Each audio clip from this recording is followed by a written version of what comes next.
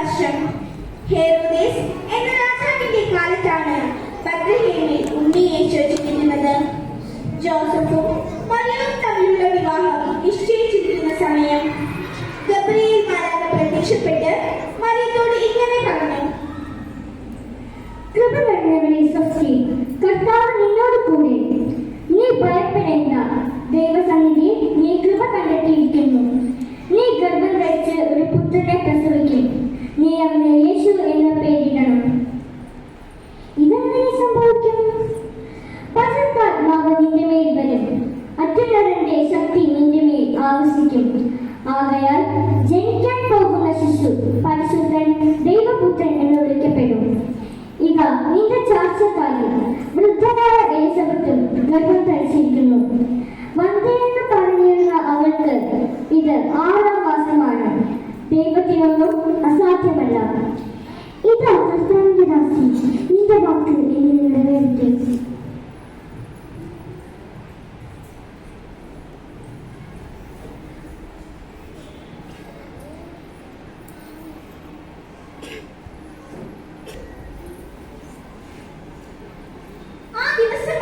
മറിയം യൂദയായിലെ ഒരു പട്ടണത്തിലേക്ക് തിടുക്കത്തിൽ യാത്ര പുറപ്പെട്ടു. അവൾ സക്കറിയായുടെ വീട്ടിൽ പ്രവേശിച്ച് എലിസബത്തിനെ അഭിവാദനം ചെയ്തു. മറിയം, എലിസബത്ത്, നീ സ്ത്രീകളിൽ അനുഗ്രഹീതയാണ്, നിന്റെ ഉദരഫലവും അനുഗ്രഹീതം.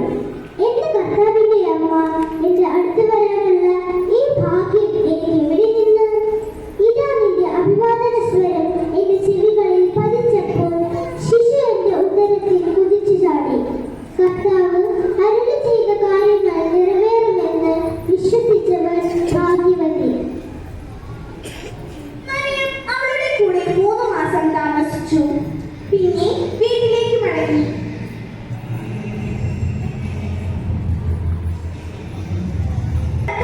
ഭർത്താവായ ജോസഫ് നീതിമാനാകയാലും അവളെ അപമാനിക്കാൻ ഇഷ്ടപ്പെടായകയാലും അവളെ രഹസ്യമായി ഉപേക്ഷിക്കാൻ തീരുമാനിച്ചു. എന്നാൽ കർത്താവിന്റെ ദൂതൻ സ്വപ്നത്തിൽ പ്രത്യക്ഷപ്പെട്ട് അവനോട് പറഞ്ഞു: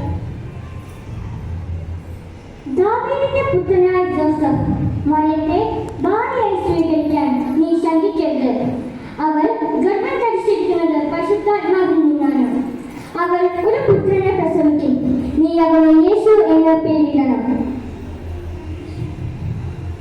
ജോസഫ് നിദ്രയിൽ നിന്നുണർന്ന് കർത്താവിന്റെ ദൂതൻ കൽപ്പിച്ചതുപോലെ മറിയത്തെ ഭാര്യയായി സ്വീകരിച്ചു.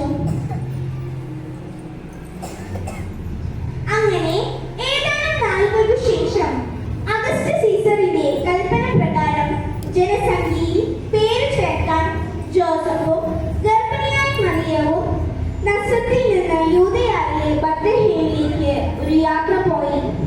അവിടെ വെച്ച് മറിയത്തിന് പ്രസവ സമയം അടുത്തു. എനിക്ക് ഭയ ജോസഫ്, എനിക്ക് ഭയ നിനക്ക്. നീ ഇവിടെ ഇരിക്കൂ, ഞാൻ ഒരു സ്ഥലം കണ്ടുപിടിക്കട്ടെ.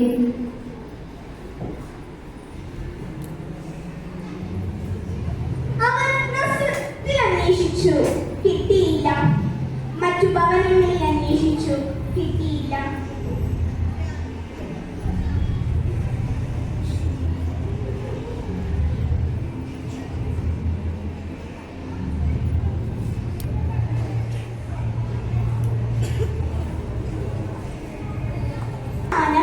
അവർ ഒരു പുൽത്തൊഴുത്തിലെത്തി.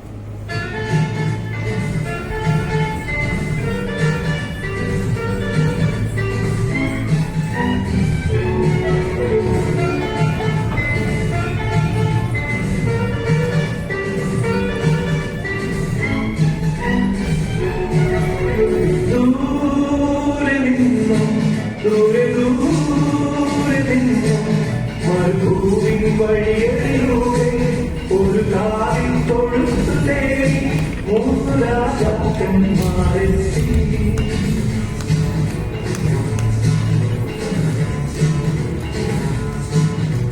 വാനം തെളിഞ്ഞു നിന്നു ദിവ്യതാരം തിളങ്ങിയിരുന്നു വാനം തെളിഞ്ഞു നിന്നു ദിവ്യതാരം തിളങ്ങിയിരുന്നു സ്തുതിഗീതങ്ങൾ പാടി മാനവീതികൾ സ്തുതിഗീതങ്ങൾ പാടി ദൂരെ ദൂരെ മരുഭൂമി മാനവീതികൾ സ്തുതിഗീതങ്ങൾ പാടി മാനവീതികൾ സ്തുതിഗീതങ്ങൾ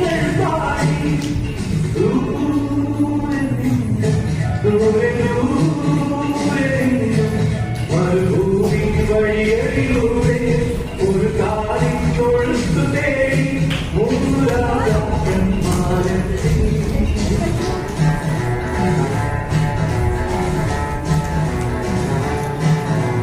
മഞ്ഞിൻ തുള്ളികൾ പഴുകിയുറങ്ങും വഴികളിലൂടെ ഒരു പുൽക്കുടി തേടി ദേവസുരനെ തേടി ഇടയൻ മാറുന്നല്ലോ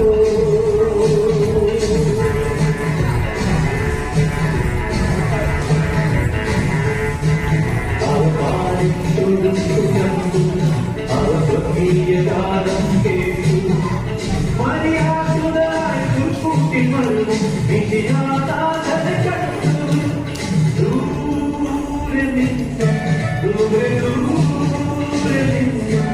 മരുഭൂമി വഴികളിലൂടെ ഒരു കാലിൽ തൊഴുത്തു തേടി മൂന്ന് രാജാക്കന്മാരെത്തി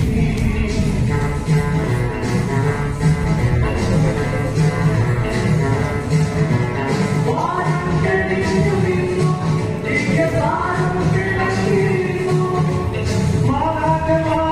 മാനവീതികൾ സ്തുതിഗീതങ്ങൾ പാടി മാനവീതികൾ സ്തുതിഗീതങ്ങൾ പാടി സ്തുതിഗീതങ്ങൾ പാടി സ്തുതിഗീതങ്ങൾ പാടി